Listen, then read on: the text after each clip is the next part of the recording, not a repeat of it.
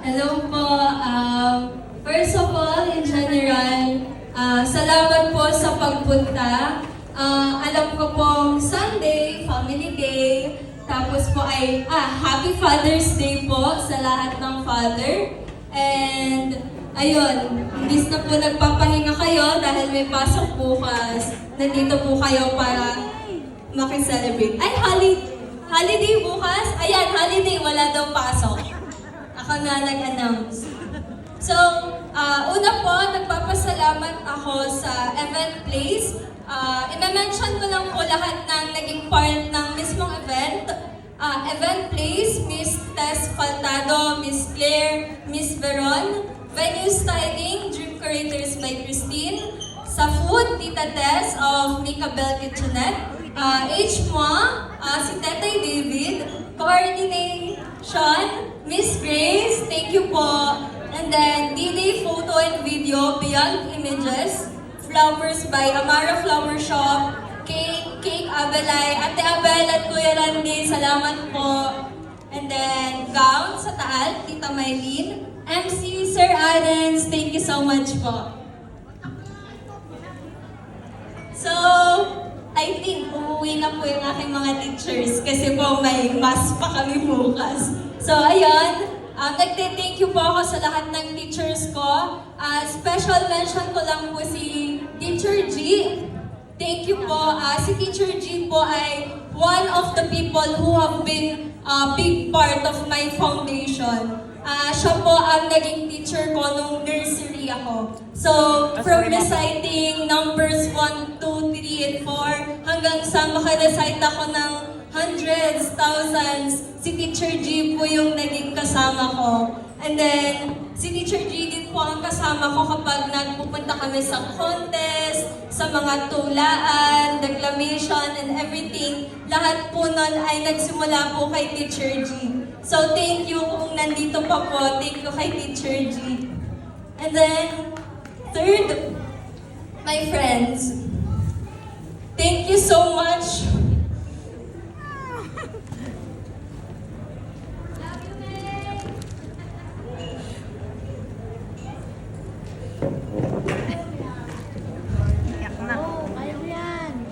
Thank you so much sa friends ko po.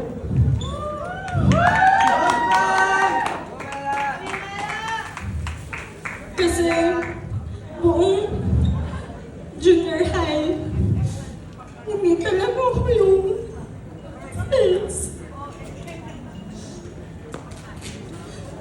I don't have a lot of friends. Pero nung nag-senior high po ako, nakamit ako ng people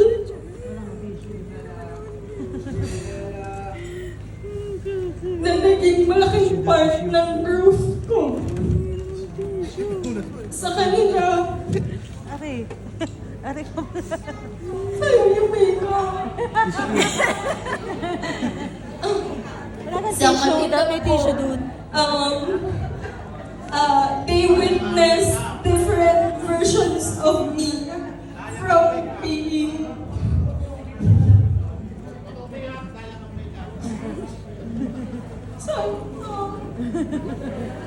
from being so introvert nung grade 11. Tapos, natuto po akong mas makisama sa tao kasi tinuruan nila ako magtiwala.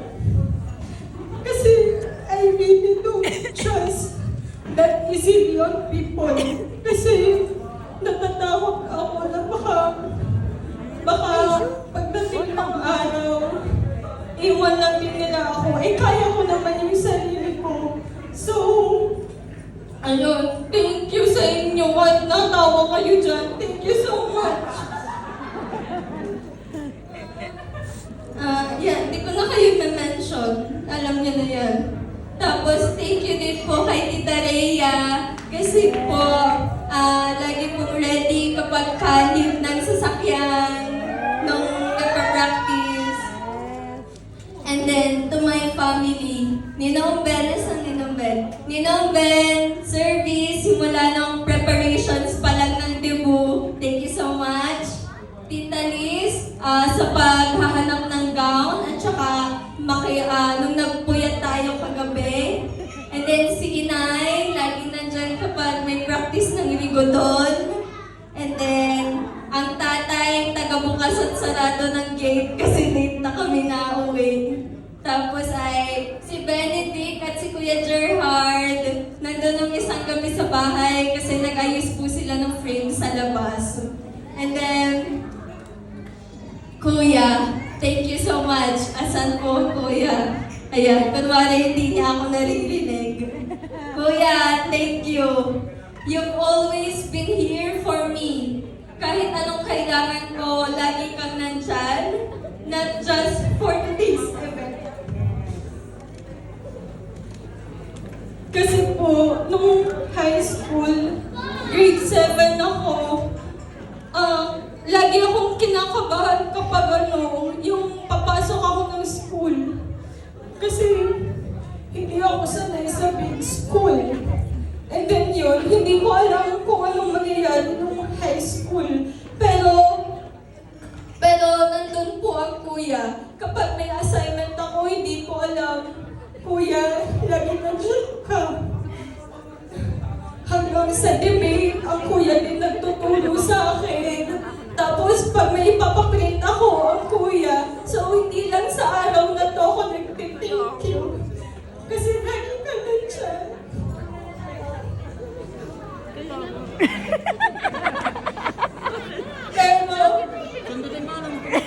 Pero para naman sa event na to, thank you kuya kasi naging hands-on ka from the very start sa paggagawa ng program. Kahit pinapagawa mo sa akin, simple lang yung nagagawa ko. Pero eto, naging okay naman, successful kasi gawa mo din.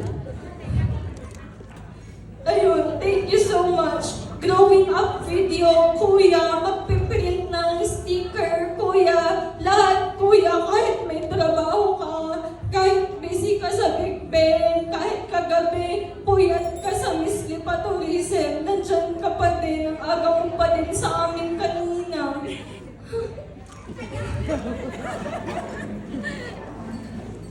Thank you so much, kuya. Hindi kita mapapayak. Yun lang. Thank you so much. And then, ayan, walang nakalista sa daddy at mommy. Kasi no words can explain how grateful I am for you.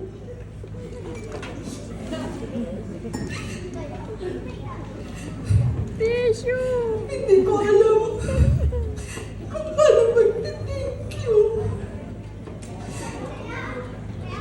Say thank you. Kasi, Thank you. kasi, hindi ko na alam kung anong dapat ko sabihin. Ang magagawa ko na lang, kahit sabihin nyo, hindi ko kailangan ibalik yung mga binibigay nyo sa akin.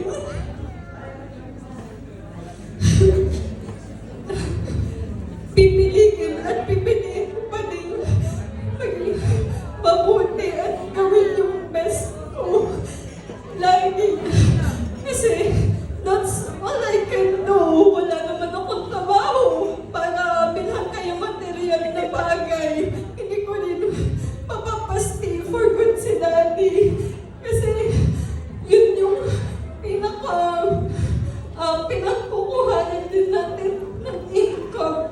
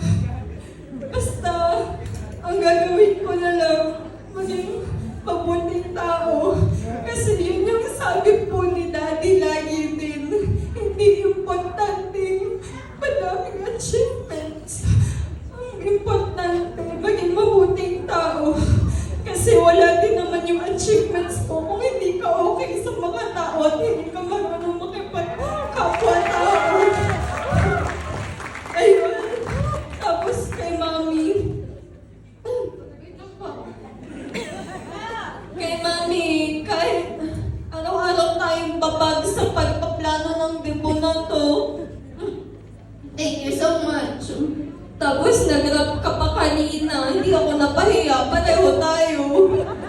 Ayun, thank you kasi lagi kang nandyan para sa akin. Kahit minsan nahihirapan ka din kasi syempre meron kang sarili mong mga struggles and problems, lalo na nung past 2 years. Ayun, thank you so much kasi tinuruan mo kong maging mabuting babae. Ikaw yung naging role model ko. Kung ano ba dapat yung kilos ko, kung ano ba, kung paano ko mag-respond sa problema. May time pa nga na sobrang hindi ko na alam yung gagawin ko sa school. Tapos nandiyan ka. Tapos pinatitigil mo na ako kasi masaya ako sa ginagawa ko. Thank you kasi pinapaalala mo sa akin at saka ni Daddy na pwede namang hindi ko gawin yung ginagawa ko pero pinipili ko pa din. So para sa akin, sign yun na hindi ko kailangan talagang maging magaling sa ganito, ganyan. Pero maganda din naman kung syempre bigay-bigay kayo dun sa only child nyo. Maganda din naman na ginagalingan ko. Kasi yun na lang yung balik eh, yung pagiging proud nyo sa akin. Yun na lang yung magagawa ko for now. And then, syempre, I pray na maging maganda yung future ko kasi meron din akong syempre mga plano na hindi na kailangan mag-ibang bansa ni Daddy.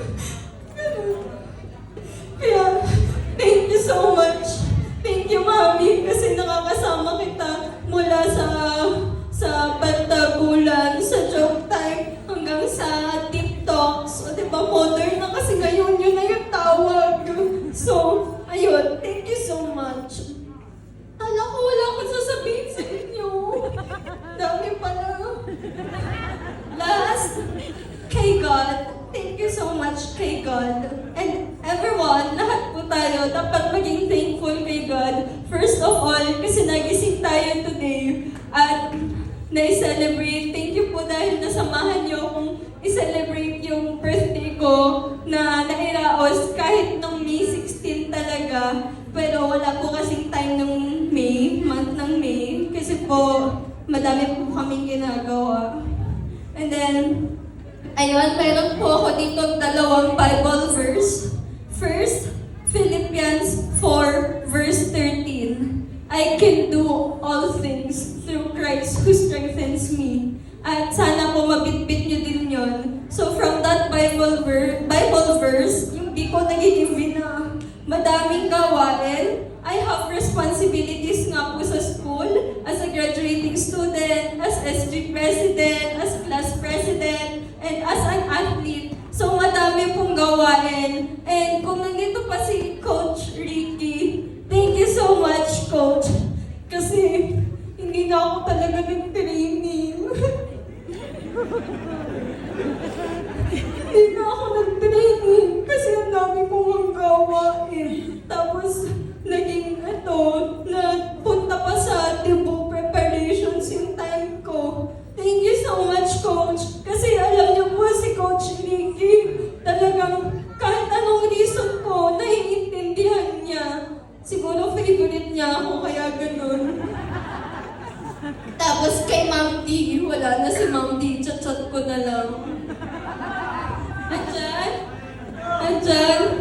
Ma'am D, hello po. Ayan. Thank you so much, Ma'am D. I had, mali yung grammar. I had to delay some assignments or tasks na ginagawa ko both your class president at SG president. Pero ang isa pa, busy nga po ako dito sa Cebu. Kaya syempre, dapat planchado kasi dapat rinavali yung bisita. So, hindi po ako minsan nakakapag-comply agad kay Ma'am D. Tapos ay hindi din po ako nakakasama sa mga ocular visit noon nung sa Solano kasi nagpe-prepare po kami sa grad ball. So, thank you so much, Ma'am D. Isa din po si Ma'am D sa naging naging foundation ko from my senior high school. Kasi sobra niya po ako naiintindihan, and then doon po ako na touch nung nagbigay po siya sa akin ng handwritten letter. Kasi nakakaiyak. Hindi ko na i-share. Ayun. And then, thank you so much po, Ma'am D, and all the teachers. Hindi ko po kayo makita. Thank you po. And then, lastly, for this event, Isaiah 60, verse 22. When the time is right, I, the Lord, will make it happen. So, when I was a kid, long story short, time na po ba tayo? Hindi pa, okay, game. When I was a kid, I've always, mahal po kasi ang extension. When I was a kid, I've always dreamed of having a debut. Ayun nga po, mahal po pala ang debut. So, I and my mom, Nasaan na ako? I and my mom dreamed of having a debut. This is the dream kasi gusto ko po yung nakagown ako, tapos madaming bisita. Ayun. So, pero kanina na-realize ko po, nakakahiya pala.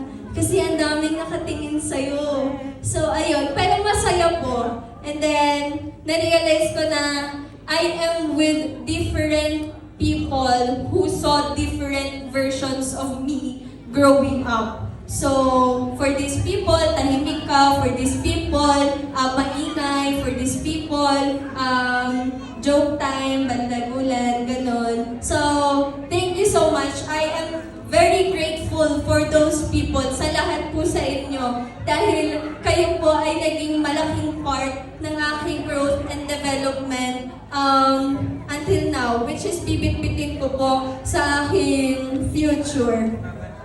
Ayun, so today, one dream of mine and also my mother's dream has been fulfilled.